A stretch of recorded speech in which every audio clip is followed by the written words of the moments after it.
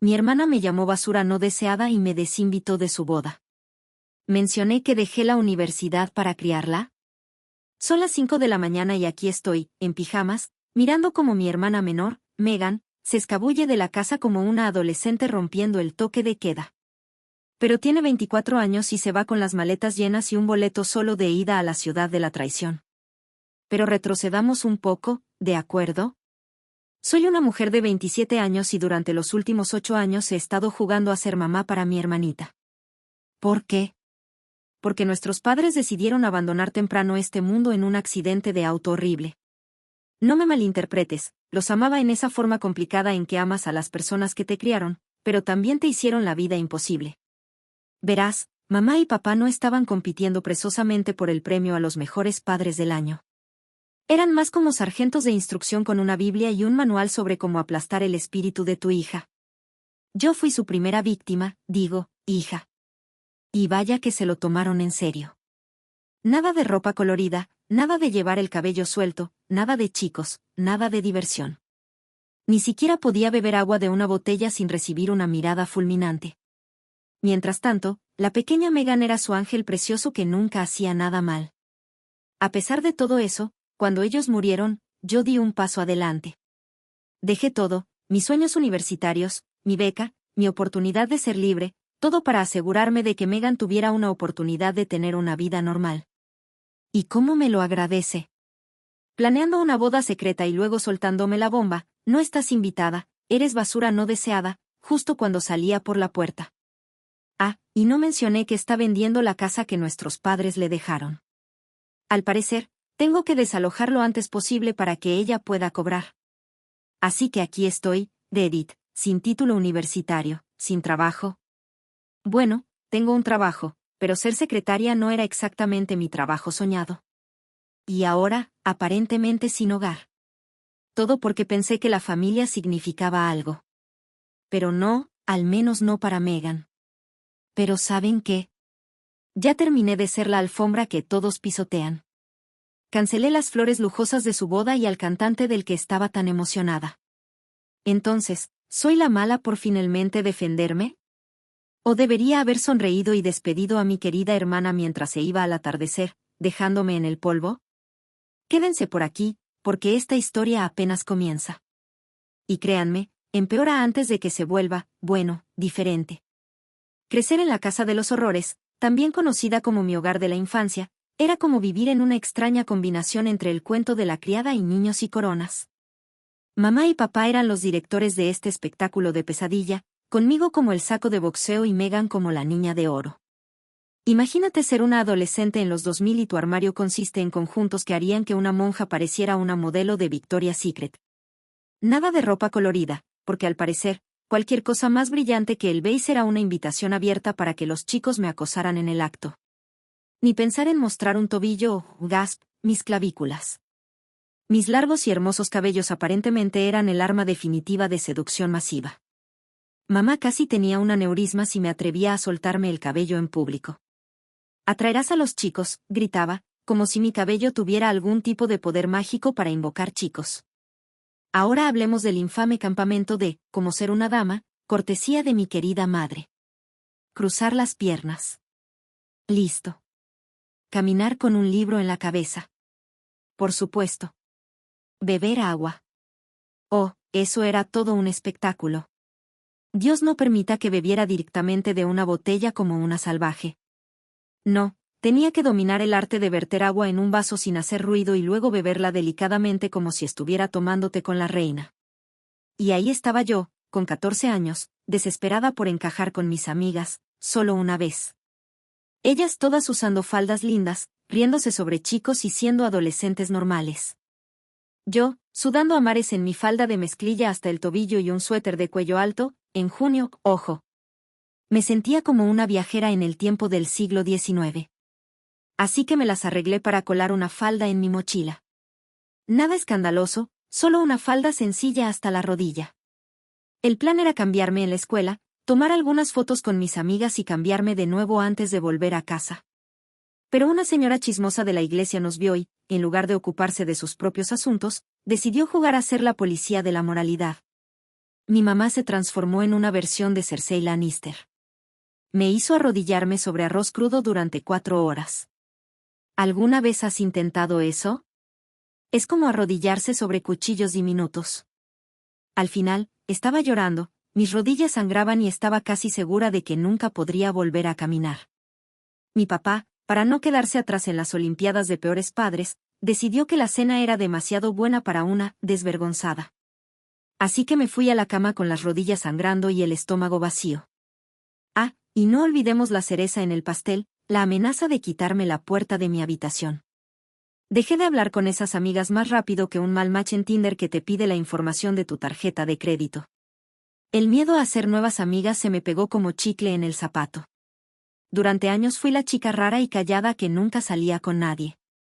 Pero bueno, al menos no estaba atrayendo chicos con mis escandalosos tobillos, ¿verdad?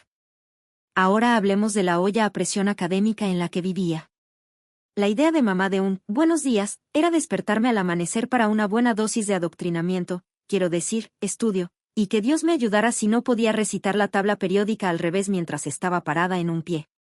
El castigo, una hermosa combinación de abuso físico y emocional, aderezada con un toque de «no hay desayuno para ti». Floja, inútil. Pero toda esa tortura dio resultado, académicamente. Yo era la estudiante perfecta, la favorita de los maestros, la chica con la boleta de calificaciones impecable. ¿Y sabes qué significaba eso? Más presión, más expectativas, más, ¿por qué no puedes ser perfecta en todo lo demás también? Ahora, Megan, la hija dorada, la niña de los ojos de mis padres, la encarnación viviente de todo lo que aparentemente yo no era.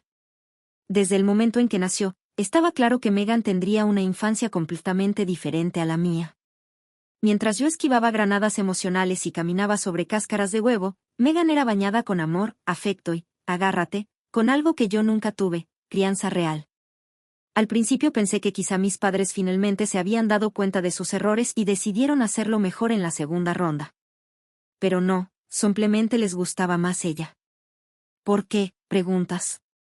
Pues, porque Megan era el vivo retrato de nuestra madre. Mismo cabello rubio, mismos ojos azules, mismas facciones delicadas. Mientras tanto, aquí estoy yo, cabello oscuro, ojos marrones, y algo más curvilínea.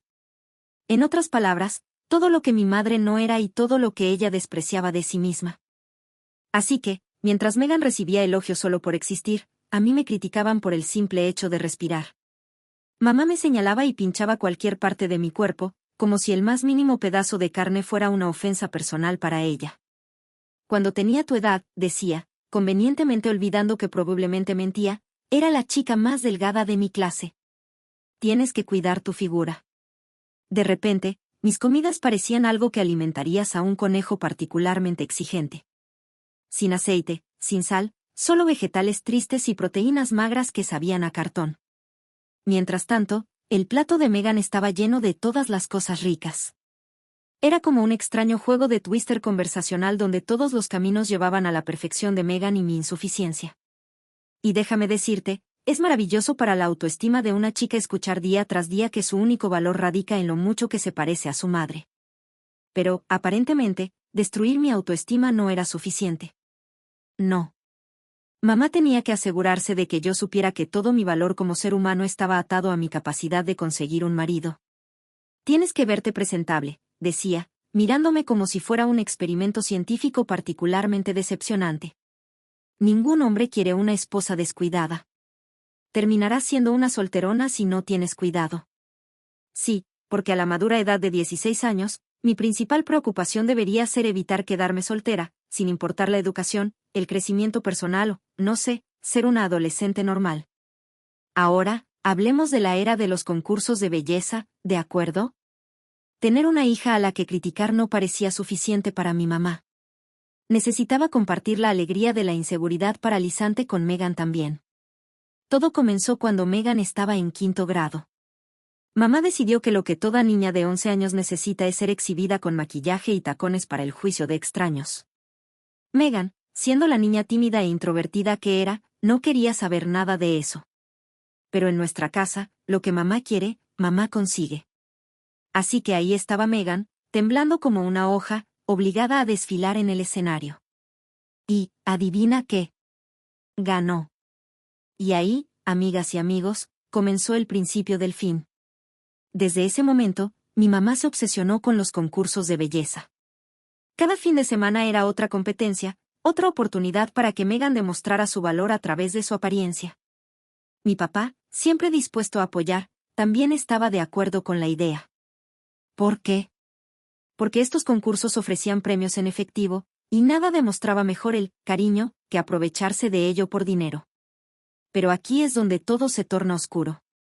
Megan solía venir a mí, con lágrimas en los ojos, hablando de lo incómodo que se sentía estar rodeada de personas en esos concursos, algunas de las cuales parecían más interesadas en cosas inapropiadas. Intenté hablar con mamá al respecto, pero su respuesta fue: solo estás celosa porque no tienes lo que se necesita para estos concursos. Sí, porque claramente ese era el problema, ¿verdad, mamá? Luego vino un incidente que nos asustó mucho. Megan, que apenas tenía 13 años en ese entonces, llegó a casa un día, claramente alterada. Al parecer, una persona que solía asistir a los concursos la había seguido hasta la escuela. Trató de hablar con ella, lo que la dejó muy asustada. Yo estaba lista para avisar a las autoridades, pero Megan me suplicó que no lo hiciera. Estaba convencida de que nuestros padres no le creerían, y tristemente, tenía razón. Cuando finalmente reunimos el valor para contarles a nuestros padres lo que había sucedido, su reacción fue decepcionante. Mi papá apenas reaccionó, y mamá tuvo la audacia de decirle a Megan que debería sentirse halagada por la atención. Estaba tan furiosa que decidí actuar por mi cuenta. Al día siguiente, hablé con su escuela y ellos tomaron la situación en serio, aumentando la seguridad para Megan. Incluso llamaron a nuestros padres para hablar sobre lo que había sucedido. Pero, en lugar de estar agradecidos, nuestros padres se enojaron con nosotras por hacerles quedar mal. Esa noche, Megan y yo nos fuimos a dormir sin cenar, como ya había sucedido otras veces. Mientras escuchaba los sollozos de mi hermana, me prometí a mí misma que algún día encontraríamos una forma de salir de esa situación. Avanzando a mi último año de preparatoria, yo ya tenía 18 años y un expediente académico perfecto. Estaba lista para irme a la universidad y dejar todo atrás. Ya había enviado mis solicitudes y solo estaba esperando los resultados. Pero, por supuesto, mis padres tenían otros planes.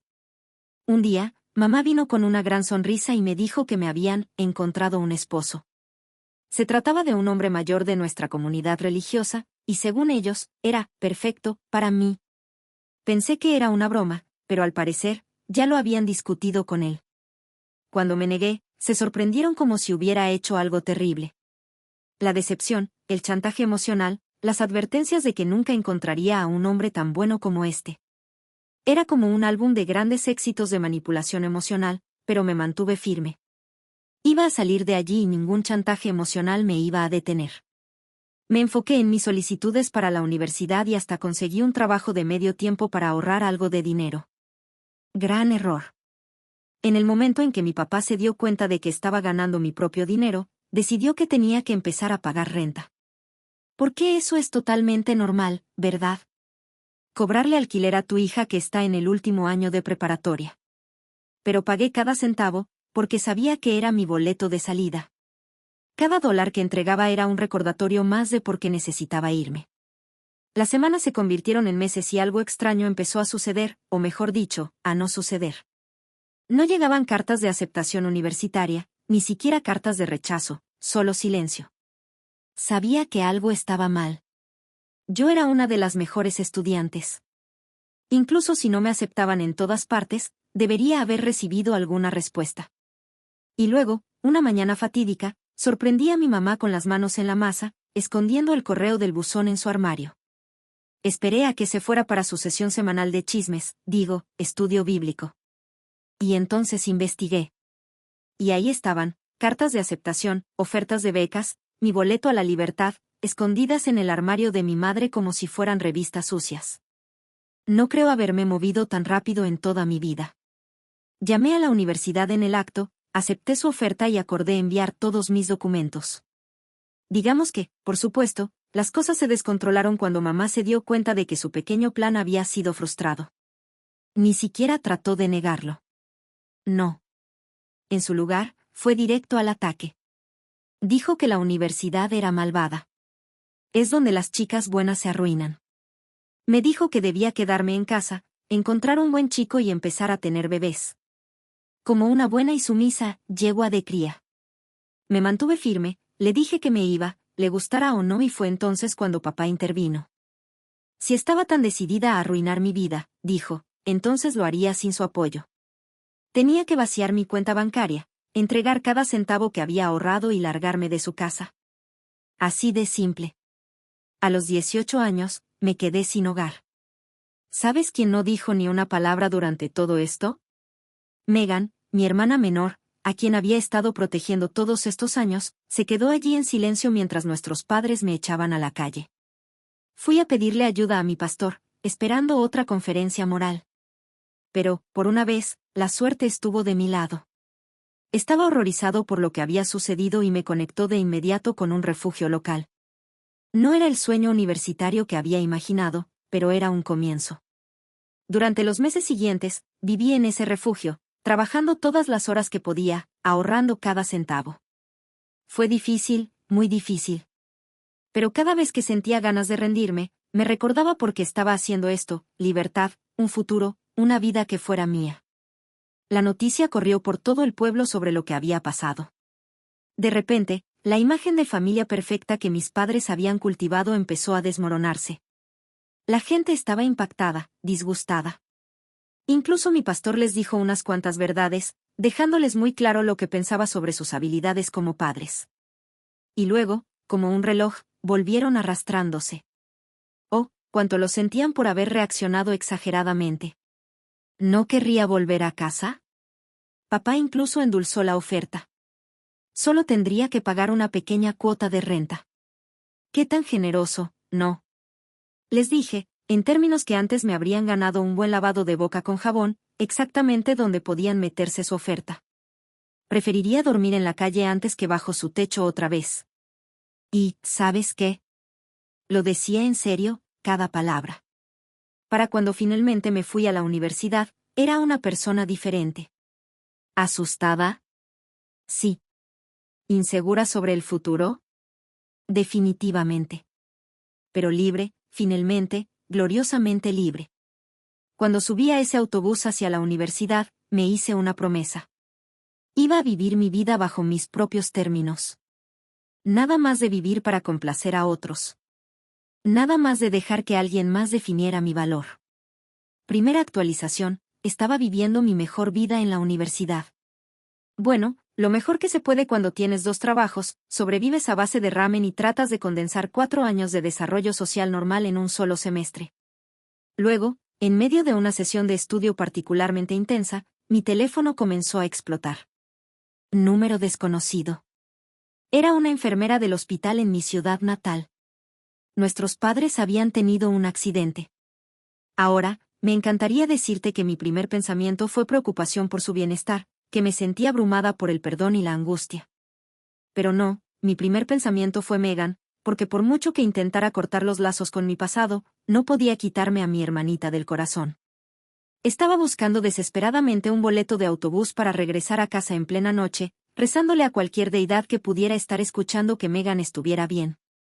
La enfermera dijo que no estaba en el coche, pero que estaba muy alterada, lo que en lenguaje de enfermera podría significar cualquier cosa, desde un poco llorosa hasta un colapso mental total. Apenas crucé las puertas del hospital antes de que el huracán Megan me golpeara de lleno. Y déjame decirte, no fue la emotiva reunión que podrías esperar. ¿Dónde demonios has estado?, gritó, con el rímel corriendo por su cara como una especie de pintura de guerra emo. Han estado aquí durante horas y no te dignaste en aparecer. Ahora, no me enorgullece decirlo, pero mi primer instinto fue responderle, recordarle que, oh, claro, ahora vivía a varios estados de distancia, gracias a que nuestros amorosos padres me echaron de la casa, que me subí al primer autobús que encontré, que pasé las últimas 5 horas imaginando cada escenario posible. Pero luego la miré de verdad, vi el terror en sus ojos, la manera en que sus manos temblaban, y recordé que seguía siendo solo una niña que, con todos sus defectos, enfrentaba la posibilidad de quedarse huérfana. Así que, en lugar de contestarle, hice lo que las hermanas mayores deben hacer. La abracé. Y por un momento, solo un momento, éramos niñas otra vez. 2 hermanas contra el mundo. Pero los momentos pasan y la realidad vuelve a estrellarse. En este caso, la realidad llevaba una bata blanca y tenía un portapapeles. La expresión del doctor lo decía todo. De verdad, ¿conoces esa mirada que tienen los profesionales médicos cuando están a punto de soltar una bomba? Sí, esa. Tus padres están en estado crítico, dijo con esa voz que los doctores dominan, suave pero firme. Estamos haciendo todo lo posible, pero deben prepararse. Las próximas 24 horas serán cruciales. Megan se desplomó como una marioneta a la que le cortaron los hilos. La agarré antes de que tocara el suelo, sosteniéndola mientras los sollozos sacudían su cuerpo. Y yo, me quedé allí, paralizada, intentando procesar, intentando sentir algo, lo que fuera, porque aquí está el asunto, odiaba a mis padres, pero no quería que murieran. Por un lado, había una pequeña parte avergonzada de mí que susurraba, si mueren, serás libre, realmente libre. Por otro lado, estaba la culpa, una culpa abrumadora y aplastante, porque, ¿qué tipo de persona piensa eso de sus propios padres? Al final, no importó. 5 días después del accidente, ambos padres se fueron, con apenas horas de diferencia. Y así, Megan y yo quedamos huérfanas. No fue hasta después del funeral, cuando nos reunimos con el abogado de papá, que cayó la otra bomba. El testamento de tu padre es bastante claro, dijo el abogado, mirándonos por encima de sus gafas. La casa y todos los activos irán a Megan. Parpadeé, miré a Megan. Ella ni siquiera parecía sorprendida. ¿Y yo?, pregunté, ya sabiendo la respuesta. El abogado movió sus papeles incómodamente. Me temo que no estás mencionada en el testamento. Un último que te jodan de parte del querido papá. No es que quisiera su dinero, pero ser excluida explícitamente, eso dolía. Pero teníamos problemas más grandes. Megan tenía 16 años, era menor de edad, y aunque siempre había sido la hija dorada, de ninguna manera estaba preparada para vivir sola. Pude ver el pánico en sus ojos cuando la realidad la golpeó. ¿Qué va a pasar conmigo?, preguntó con una voz pequeña. Y fue entonces cuando tomé la decisión que cambiaría nuestras vidas. Una decisión de la que a veces me arrepiento, a veces me siento orgullosa, pero que nunca podré deshacer. Yo me haré cargo de ti, me escuché decir. Seré tu tutora. Mirando hacia atrás, quisiera sacudir a mi yo de 19 años y decirle que corriera, que volviera a la universidad, que viviera su vida. Pero en ese momento, todo lo que pude ver fue a mi pequeña hermana, asustada y sola. Así que lo hice. Dejé la universidad, dije adiós a mis becas, mis sueños, mi oportunidad de una vida normal, todo para cuidar a la hermana que se había quedado en silencio mientras nuestros padres me echaban de casa. Los siguientes años fueron un desafío, por decirlo suavemente. De repente, no solo era hermana, también era madre, proveedora y una adulta de tiempo completo con una adolescente a la que criar. Conseguí un trabajo como secretaria. No era exactamente lo que soñaba hacer con mi vida, pero pagaba las cuentas, apenas. Megan continuó en la preparatoria, y yo hice lo mejor que pude para darle una vida normal, lo que eso significara. Pero aquí está el asunto de convertirte en padre de la noche a la mañana, no tienes idea de lo que estás haciendo. Y cuando el niño que estás criando es tu hermana, quien hasta hace poco era la hija dorada, es una receta para el desastre. Las peleas eran épicas. Cada pequeña cosa se convertía en un campo de batalla. Toque de queda, tareas, quehaceres, lo que sea, peleábamos por ello. Había días en los que quería arrancarme el cabello, hacer las maletas y desaparecer en la noche. Pero me quedé, porque eso es lo que hace la familia, ¿no? Se quedan. A medida que Megan crecía, las cosas, bueno, no es que se volvieran más fáciles, pero cambiaron. Empezó a distanciarse, a guardar secretos. Me dije a mí misma que era cosa normal de adolescentes, que simplemente estaba afirmando su independencia. Debería haberlo sabido mejor. Al principio no lo notas.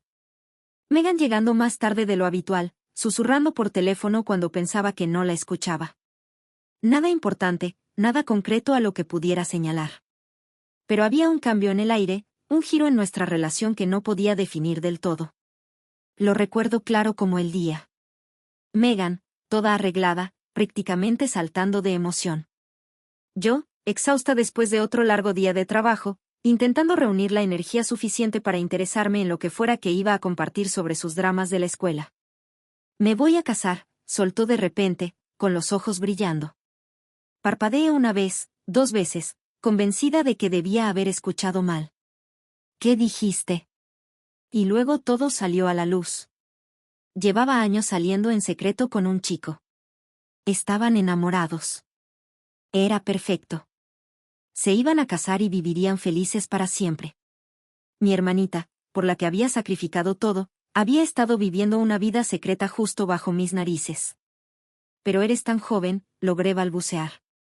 ¿Y quién es este tipo? ¿Por qué no lo he conocido? El rostro de Megan se ensombreció. No lo entenderías. Nunca has tenido novio. Ouch. Golpe bajo, hermanita. Pero no había terminado. Oh, no. Lo tenía todo planeado. Quería que yo organizara la boda. Yo, la hermana no deseada, la decepción de la familia, de repente era lo suficientemente buena como para planear su día perfecto. Debería haber dicho que no, debería haberme plantado. Haber exigido conocer a este hombre misterioso, haber insistido en que esperara hasta ser mayor. Pero había una parte de mí, una parte triste y patética, que solo estaba feliz de ser incluida, de ser deseada. Así que dije que sí. Y fue entonces cuando las cosas realmente empezaron a descontrolarse. Cada vez que intentaba conocer a su prometido, había una excusa. Estaba ocupado. Estaba fuera de la ciudad. Su pez dorado estaba teniendo una crisis existencial. Bueno, tal vez no esa última, pero entienden la idea. Finalmente, me planté y le dije a Megan que necesitaba conocer al hombre con el que planeaba casarse. A regañadientes, accedió a una llamada telefónica. ¿Y saben qué? Sonaba bien, incluso encantador. Hablaba de su relación a distancia, de lo agradecido que estaba de que yo estuviera ayudando con la boda. Todo parecía tan normal, tan razonable. Pero había algo raro, algo que no lograba identificar. Planeaban hacer la boda en su ciudad natal, conveniente para su familia. Dijeron que nos volarían hasta allí. Yo organizaría todo desde lejos. Sonaba todo tan perfecto, demasiado perfecto. Pero ignoré esa sensación de incomodidad en mi interior y me enfoqué en ser la hermana solidaria, la que finalmente estaba haciendo algo bien. Me lancé a la planificación de la boda con una determinación implacable. Todo el tiempo, esa pequeña voz en el fondo de mi cabeza seguía susurrando que algo no estaba bien, que me estaba perdiendo de algo importante. Debería haber escuchado esa voz, debería haberme esforzado más, haber hecho más preguntas. Pero estaba tan desesperada por creer que finalmente las cosas iban bien, que Megan y yo finalmente estábamos creando un vínculo, que ignoré todas las señales de advertencia. Actualización 2. ¿Recuerdas cómo dije que debería haber escuchado esa molesta voz en mi cabeza? Era una mañana normal, o al menos así comenzó. Estaba medio despierta, bajando tambaleante las escaleras en busca de mi café matutino cuando lo escuché, el sonido inconfundible de alguien tratando muy duro de no hacer ruido. Ahora, vivir con una adolescente había entrenado mis oídos para detectar hasta el más mínimo indicio de comportamiento sospechoso. Así que, naturalmente, mis sentidos de hermana mayor empezaron a activarse. Megan, completamente vestida, con una maleta en la mano, caminaba de puntillas hacia la puerta. ¿Vas a algún lado?, pregunté, tratando de mantener mi voz casual, aunque las alarmas en mi cabeza ya estaban sonando. Ella saltó casi 1 metro en el aire, girándose con una expresión de ciervo asustado en plena carretera. Habría sido cómico si no fuera tan sospechoso. Yo, tartamudeó, sus ojos moviéndose nerviosamente como si buscara una ruta de escape. Esperaba que no te despertaras. Y fue entonces cuando supe que lo que fuera que estaba a punto de pasar, no era bueno. Megan, dije, con una voz más firme de lo que me sentía por dentro. ¿Qué está pasando? Ella respiró hondo, levantó los hombros y me miró directamente a los ojos. Me voy. 2 palabras, solo 2 simples palabras. Y, sin embargo, tenían el poder de destrozar mi mundo. Te vas, repetí, sintiendo como si acabara de recibir un golpe en el estómago. ¿A dónde? ¿Por cuánto tiempo? Para siempre, dijo, con una voz fría que nunca había escuchado en ella. Me voy a casar, ¿recuerdas? Ya no necesito vivir aquí. Parpadeé, tratando de procesarlo. Pero la boda no es en meses. ¿Y qué pasa con la casa, con tus cosas? Ella se encogió de hombros, un gesto tan casual que se sintió como una bofetada en la cara. Ya llamé a un agente inmobiliario.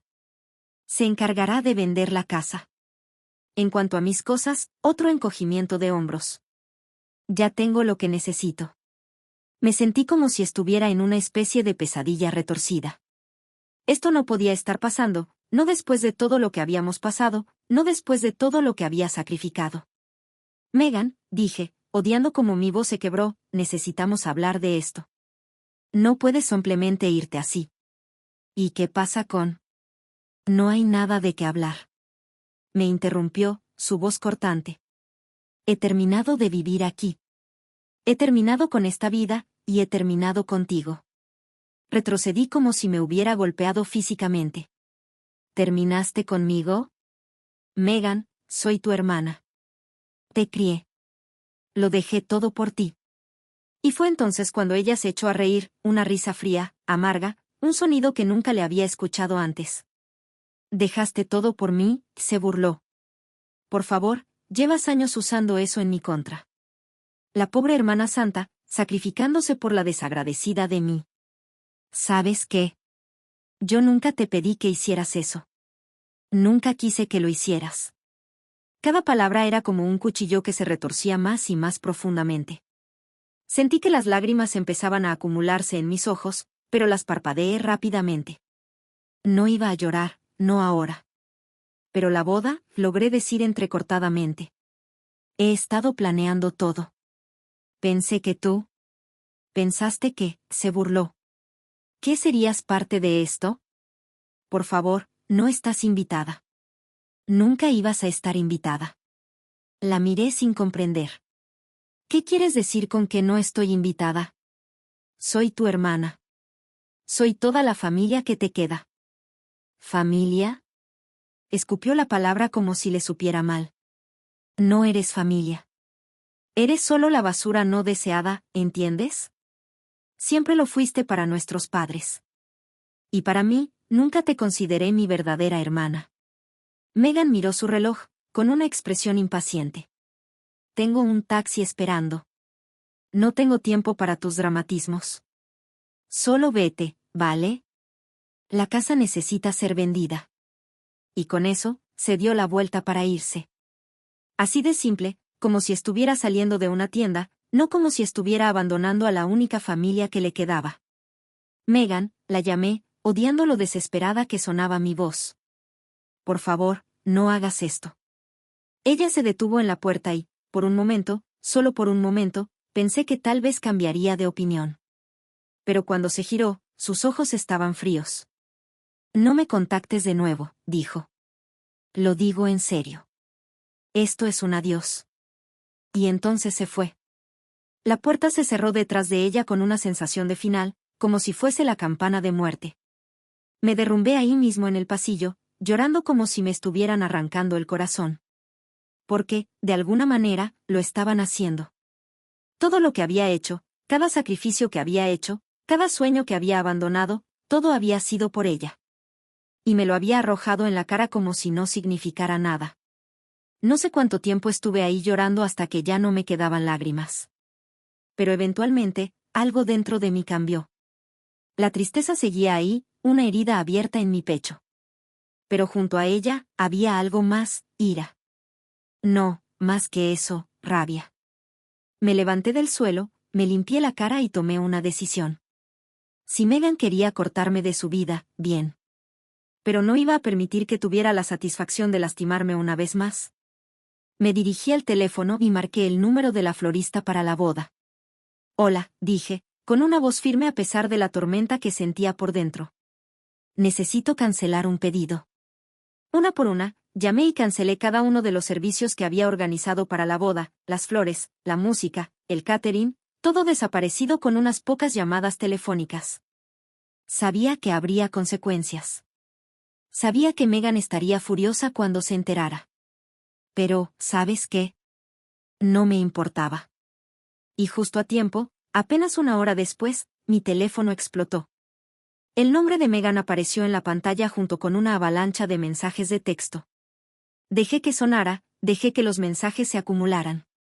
Cada llamada ignorada se sentía como una pequeña victoria, una manera de decir, ya no tienes control sobre mí.